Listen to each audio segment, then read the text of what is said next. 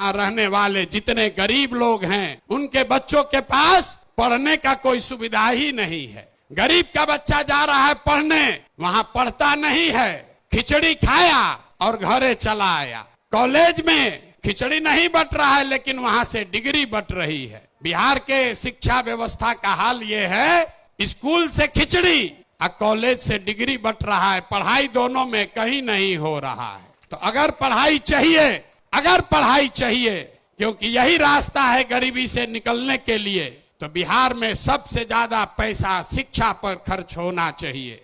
इसलिए जनसुराज कह रहा है कि जब हमारी व्यवस्था बनेगी तो 1 घंटा के अंदर शराबबंदी को उठाकर फेंक देंगे। अगर बिहार में विश्व स्तरीय सबसे अच्छा शिक्षा व्यवस्था बनाना है तो 5 लाख करोड़ रुपया चाहिए। 5 लाख करोड़ रुपया चाहिए अगले 10 वर्ष में, तो देश का सबसे अच्छा शिक्षा व्यवस्था बिहार में बना दिया जाएगा।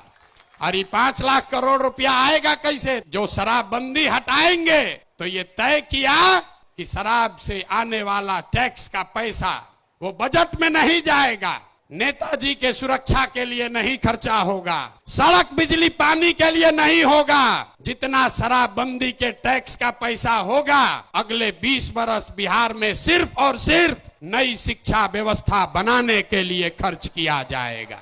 अब समझ में आया काहे हटाना चाहते हैं? हर बरिस 20,000 करोड़ रुपया शराबबंदी के चलते नुकसान हो रहा है, तो 20 बरस के पैसे को, शराब के टैक्स को अगर आप नई शिक्षा के व्यवस्था के लिए खर्चा करें तो 4 लाख 5 लाख करोड़ रुपया बिहार के बच्चों के मुस्तकबिल को बदलने के लिए उपलब्ध हो जाएगा। हम ये नहीं कह रहे हैं कि शिक्षा व्यवस्था बनाएंगे, उसका रास्ता भी आपको बता रहे। 5 लाख करोड़ रुपया जुटाएंगे इसी बिहार से और ऐसी शिक्षा व्यवस्था बनाएंगे कि पूरे देश से लोग जैसे नालंदा विक्रमशिला में पढ़ने आते थे वैसे यहीं पर पढ़ने आएंगे, तभी बिहार ज्ञान का भूमि फिर से बनेगा।